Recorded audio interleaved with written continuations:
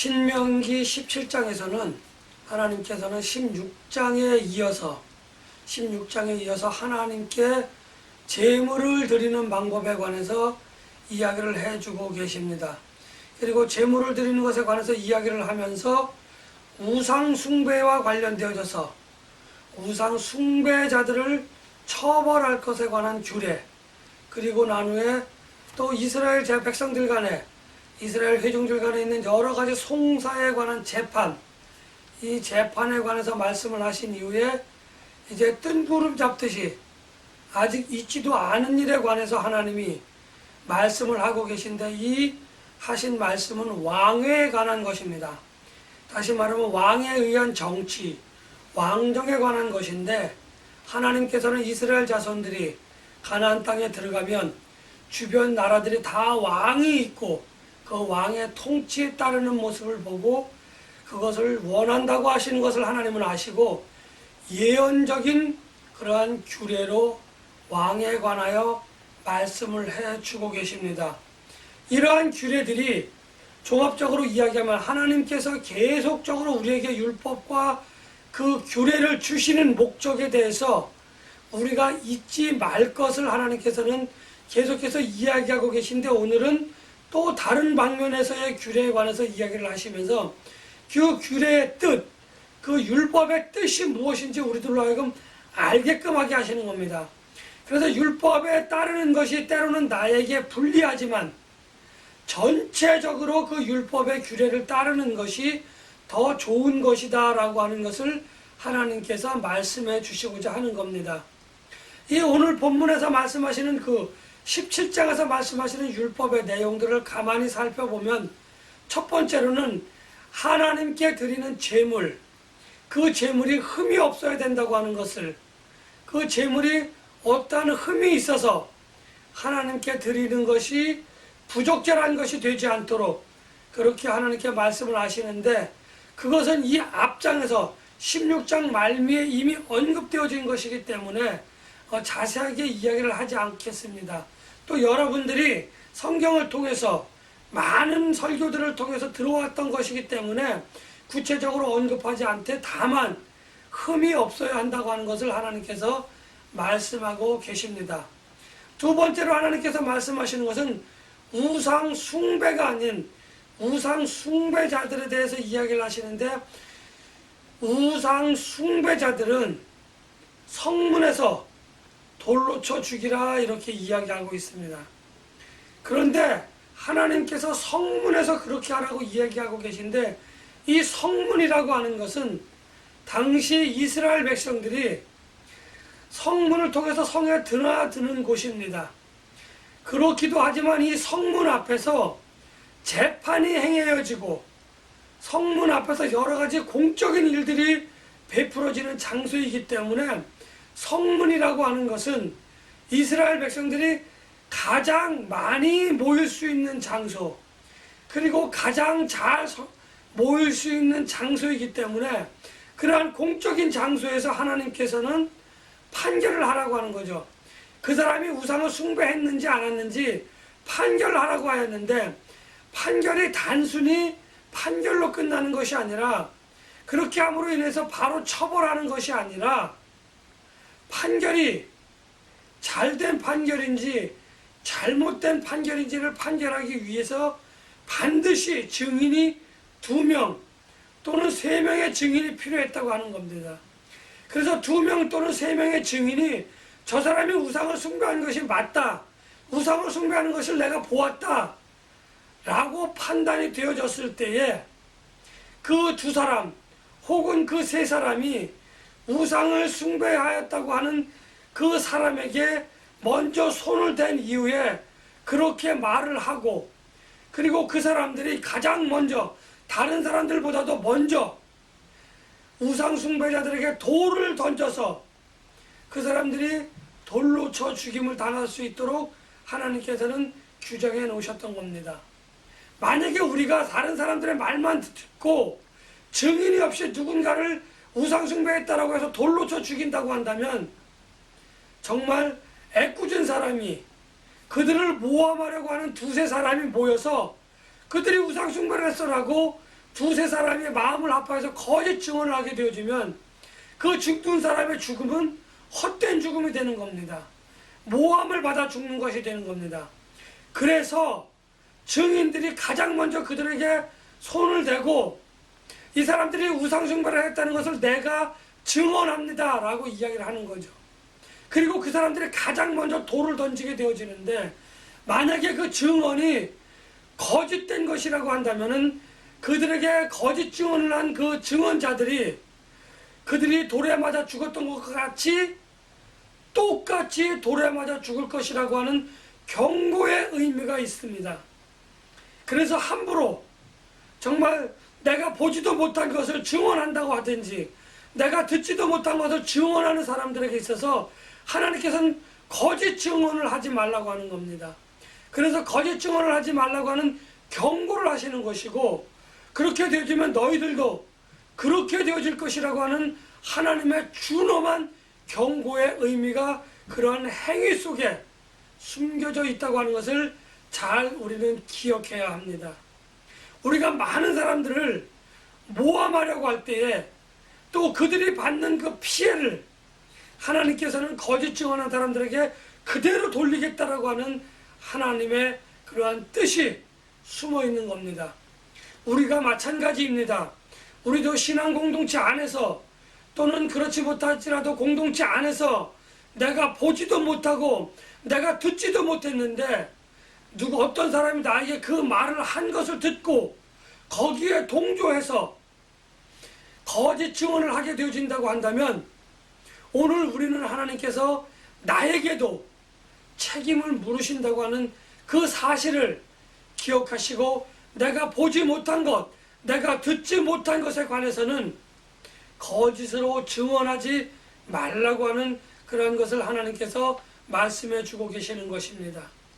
이 우상 숭배자들이 우상을 숭배하였다라고 하는 것은 당시 가나안 땅에 있는 많은 우상들을 이야기하는데, 가나안 땅에 있는 많은 우상들 가운데에 가장 많은 사람들이 섬겼던 우상은 1월 성신이라고 하는 겁니다. 하늘의 해, 하늘의 달, 하늘의 별들을 가장 많은 사람들이 섬겼다라고 하는 겁니다. 그리고 그것뿐만 아니라 많은 자연물들, 다시 말하면 커다란 돌, 커다란 나무, 또 이상하게 생긴 돌, 이상한 나무, 이러한 것들을 섬기는 것이 그 당시 가나안 땅의 사람들의 그러한 풍습이었던 겁니다. 가장 많은 주류를 이루고 있는 우상들이 바로 1월 성신이며 목석이었다고 하는 겁니다. 그래서 하나님께서는 그것들을 섬기지 말라고 하셨는데, 왜 그러면 하나님이 그러한 것들을 섬기지 말라고 하셨냐는 거예요. 그러한 것들의 특징을 가만히 살펴보면 하나님께서 어떤 의미로 그렇게 말씀하고 계시느냐 하면은, 그 특징들을 가만히 살펴보면 전부 다 하나님이 창조하신 거예요. 하나님이 창조하신 그 피조물들을 하나님의 형상을 입은 우리들이 그것을 섬긴다고 하는 것은 하나님께서 보실 때에는 참으로 어처구니 없는 겁니다. 참으로 우리가 뭐라 그래야 되나요? 당황한 거죠. 하나님이 보실 때에 어처구니가 없고 당황스러운 일이기 때문에 하나님께서는 그것을 금지하셨다고 하는 것을, 그래서 우리가 지금의 우상은 어떤 우상인지 그것을 우리가 한번 돌아보고 한번 우리가 우상이라고 하는 것에 관해서 자기가 돌아볼 필요가 있다고 하는 것을 함께 말씀을 드리고 싶습니다. 그런가 하면 우리가 하나님을 섬긴다 하면서 하나님을 기만하는 행위를 하는 사람들이 얼마나 많은지 알 수 없어요. 지난번에도 잠깐 말씀드렸지만 우상에게 절하고 와서 또 교회에서 하나님께 절하는 그러한 행위를 우리는 하나님을 기만한다 이렇게 이야기할 수 있는데, 이것을 하나님은 용납하지 못하신다는 거예요. 하나님은 참지 못하신다고 하는 겁니다. 우리가 하나님을 기만하는 행위는 참으로 여러 가지가 있습니다. 하나님과 우상에게 절하기도 하지만 하나님께 드리는 그 제물을 그 그냥 내가 제물을 드리는 것으로 끝나는 것이 아니라 하나님이 모르시겠지. 또 그것을 구별하는 제사장들을 속이기 위해서 흠 있는 제물들을 가리고 감추는 모습들을 우리는 볼 수 있다고 하는 겁니다. 이러한 것을 가만히 살펴볼 때에 오늘날 우리가 드리는 11조, 오늘날 우리가 하나님께 드리는 그 감사의 헌금이 이웃의 것을 훔쳐서 부정한 방법으로 모아서 그것을 드린다라고 한다고 하면은 이웃에게 마땅히 지불해야 될 것을 지불하지 않고 내가 이것을 가지고 하나님께 드린다고 한다면 그 액수가 크고 그 액수가 작은 것, 이러한 것이 중요한 것이 아니라 내가 그러한 것을 가지고 하나님께 드렸다라고 하는 그 제물이, 그 부정한 제물이 하나님을 기반하는 제물이 되어질 것이고 하나님을 속이는, 사람들을 속이는 그러한 제물이 될 것이라고 하는 겁니다. 우리는 이것이 제물을 드리는 것과 하나님을 기만하는 행위라고 보았을 때에 우상을 섬기는 것과 별반 다르지 않은 그러한 행위라고 우리는 이야기할 수 있습니다. 하나님께서는 그러한 제물을 받지 않으신다고 하는 것을 이 시간 저는 여러분들에게 분명하게 말씀을 드립니다. 하나님을 기만하는 행위로 하나님을 속이는 그러한 저와 여러분들이 되지 말아야 할 것입니다. 이러한 행위는 하나님을 기만하며 드리는 제물, 또 하나님을 기만하며 행하는 절들, 숭배하는 모든 일들을 우리는 이 시간 이후로 즉각 멈춰야 할 것입니다. 그리고 정말 하나님께만 예배하고 하나님을 경배하며 찬양하는 데에 내 마음과 뜻과 성품을 다하여 드리는 그러한 예배가 될 수 있어야 한다고 하는 것을 저는 여러분들에게 말씀을 드립니다. 다음, 하나님께서는 이스라엘 자손들에게 재판에 관해서 반드시 그들의 판결에 순종하라, 그들의 판결에 따르라 라고 이야기하고 있습니다. 이스라엘 백성들에게는 당시 주변 국가에는 없는 독특한 제도가 있는데 그것은 바로 5부장, 10부장, 또 100부장, 1000부장, 이러한 제도들이 있습니다. 이 제도들은 단순히 그냥 생겨난 것이 아니라 모세에게 그의 장인인 이드로가 권면해서 이제 그러한 제도들이 생겨났는데, 단순히 이것은 내가 말하니까 따라라 라고 하는 것이 아니라 5부장의 판결뿐만 아니라 10부장, 50부장, 100부장, 1000부장, 이러한 사람들의 판결이 쭉 있습니다. 그리고 마지막 최종적인 판결은 제사장들과 재판관들, 다시 말하면 하나님의 부름을 받으신 그러한 그 선지자들의 판결 또는 사사들의 판결이다, 이렇게 이야기할 수 있습니다. 하나님께서는 이들의 판결에 반드시 따르라 라고 이야기하고 있는데, 5부장에게 주어진 권한, 10부장에게 주어진 권한, 또 넘어서 50부장, 100부장, 1000부장, 또 제사장들과 사사들에게 하나님께서는 하나님의 권위와 하나님의 그 모든 것들을 맡겼다라고 하는 의미를 부여하면서 그들의 권위로 판결되어진 그 판결을 따르라 라고 이야기하고 있는 겁니다. 만약에 너희들이 5부장의 판결에 따를 수 없으면 10부장의 판결을 요구할 수 있다. 또 10부장이 그렇지 않으면 50부장, 100부장, 1000부장에게 계속적으로 판결을 의뢰할 수 있지만 마지막 판결인 제사장들과 선지자 혹은 사사들의 판결에는 너희들이 반드시 따라야 하는데, 그때까지의 판결, 마지막 판결까지 너희가 따르지 않으면은 너희들은 하나님께서 그들에게 주신 권위를 무시하는 것이고 하나님의 판결을 무시하는 행위이기 때문에 너희들 역시도 돌로 쳐 죽임을 당할 수밖에 없다고 하는 준엄한 하나님은 경고를 하고 있습니다. 우리가 볼 때는 5부장의 판결이 마음에 들지 않을 수 있습니다. 그래서 계속적으로 최종적인 제사장들과 사사들 혹은 선지자들의 판결까지 왔음에도 불구하고 나는 그것을 따르지 못하겠다라고 그 판결에 불순종하는 것은 하나님께서 주신 판결, 하나님께서 주신 그 권위를 인정하지 않겠다라고 하는 그러한 것으로 여겨서 하나님께서는 그를 죽임을 당할 수 있죠. 그에게 죽음이라고 하는 최종적인 판결을 내리는 것입니다. 왜냐하면 하나님의 권한은, 하나님의 권위는 때로는 우리가 볼 때에 별거 아닌 사람에게 주어질 수도 있습니다. 또 우리가 볼 때에 정말 제사장과 사사들 같은 사람에게도 주어질 수 있습니다. 그래서 오부장에게 주어진 하나님의 권위는 작은 것이고, 사사들이나 선지자들에게 주어진 하나님의 권위는 크고 놀라운 것이 아니라는 겁니다. 오부장에게 주어진 권한과 50부장, 100부장, 1000부장 또 제사장들과 사사들에게 주어진 권한에 크고 작음, 많고 적음의 차이가 있는 것이 아니라 똑같은 권한을 하나님께서는 그 부류들에게 전부 다 나누어 주셨는데, 우리들 생각 속에는 오부장의 권한은 작고 적은 것이고, 사사들과 선지자들에게, 제사장들에게 주어진 권한은 크고 많은 것이다라고 우리들은 판단한다고 하는 겁니다. 우리는 이러한 우를 범하지 못해야 돼요. 신앙 공동체 안에는 많은 사람들의 지도자들이 있습니다. 많은 사역자들과 내가 관련이 되어져서 어떤 때에는 이 사람에게 지도를 받게 되어지고, 어떤 사람에게는 이 사람의 인도를 따라야 되고, 어떤 사람에게는 이 사람의 판단을 어떨 때는 따라서 우리는 행동을 해야 될 때가 있습니다. 그런데 보니까 나보다 신앙이 못한 사람이 그들이 될 수 있는 겁니다. 그래서 우리는 따르기를 거절한다고 하는 거죠. 따르기를 거부한다고 하는 거죠.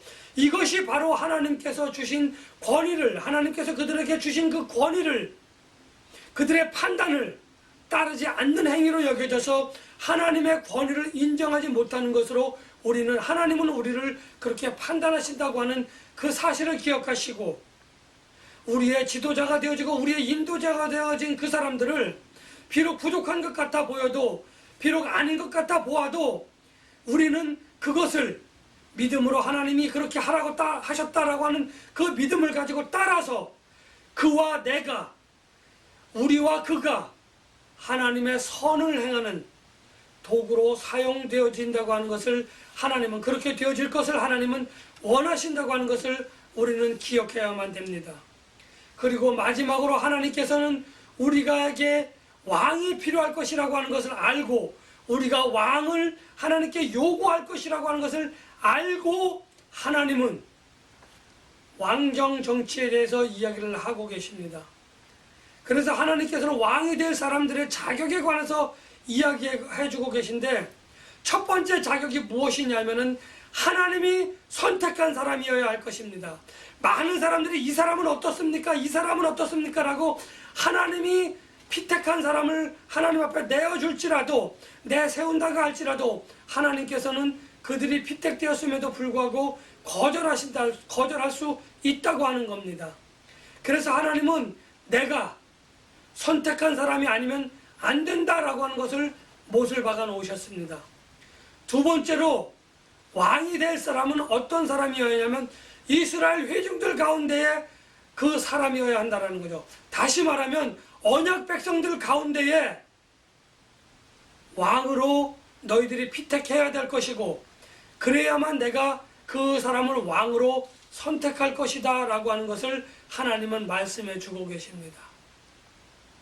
그리고 마지막으로 하나님께서는 왕이 된 사람이 해야 될 일들에 관해서 많이 이야기하고 있는데, 첫 번째는 왕이 된 사람은 말을 많이 말을 많이 모집하지 말라고 이야기하는 겁니다. 말을 많이 축적하지 말라고 하는 겁니다. 여기서 말은 우리가 말하는 이 말이 아니라 달리는 말, 전쟁을 위해서 사용되어질 말을 많이 모아놓지 말라는 거죠. 다시 말하면 전쟁 준비를 많이 하지 말라고 하는 이야기입니다.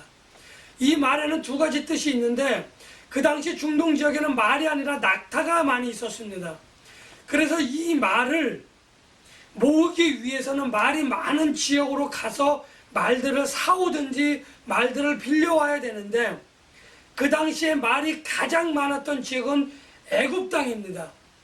너희들이 애굽 땅으로 가서 그 말을 데려오지 말라고 하는 이 말의 그 의미는 말이 필요 없다고 하는 이유가 아니라 너희들이 말이 많이 필요해서 애굽 땅에 가서 가지고 올 수는 있는데 너희들이 애굽 땅에 가서 말을 가지고 오다 보면은 말을 데리고 와서 말을 모아놓다 보면은 애굽의 문화와 풍습이 너희들이 지금 애굽에서 탈출해서 나와 있는데 애굽에서의 문화와 풍습이 그 말들과 함께 유입될 수 있다고 하는 거죠.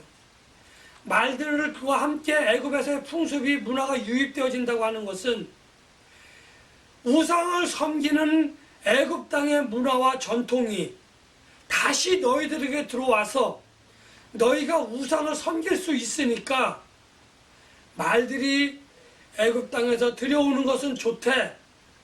애굽 땅에서 그렇게 그 문화와 풍습까지도 너희들이 들여와서는 안 된다라고 하는 경고의 의미가 있는 겁니다. 그리고 두 번째로 말들이 많아진다고 하는 것은 이스라엘 자손들이 이스라엘 회중들이 전쟁을 준비한다라는 거예요. 전쟁을 대비하기도 하고 전쟁을 하려고 하는 의미도 있는데 여기서 중요한 것은 지금까지 이스라엘 백성들은 하나님과 더불어 함께 전쟁을 치러 왔는데 만약에 이들이 많은 군인사들이 준비되어지고 많은 전쟁 물품들이 준비가 되어져서 하나님을 배격하고 자기들 스스로 전쟁을 벌인다고 한다면은 이스라엘 백성들은 하나님과 함께하지 않는 전쟁을 치른다고 하는 것은 이스라엘 백성들이 이길 수 없는 전쟁입니다. 너희들이 모든 것을 많은 것을 준비해서 갖고 가지만 너희들은 패할 수밖에 없다. 다시 말하면 하나님이 내가 함께하지 않는 전쟁은 하나님이 함께하지 않는 전쟁은 그 전쟁은 수에 많고 적음에 있는 것이 아니라 내가 너희와 함께하느냐 함께하지 않느냐 하는 것에 있다고 하는 것을 너희들이 반드시 기억해라. 적은 수의 군사라 할지라도 내가 너희와 함께하면 승리하는 것이고 많은 수의 잘 준비된 군사라고 할지라도 내가 너희들과 함께하지 않으면 너희들의 전쟁은 패할 수밖에 없다고 하는 것을 하나님은 지금 말씀하고 계신 겁니다.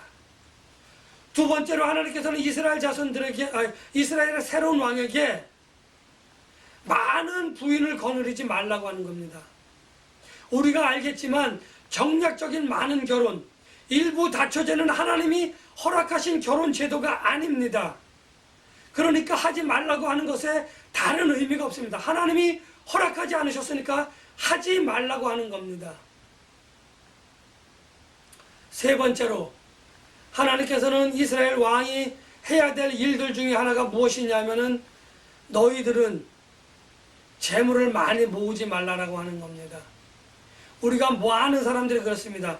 내 지갑이 두둑하면 어디 가서든지 내 지갑의 두둑함을 믿고 내가 자신있게 행동을 합니다. 내 재물과 재화가 나를 자신있게 행동한다고 하는 것은 내가 조심해야 될 것입니다.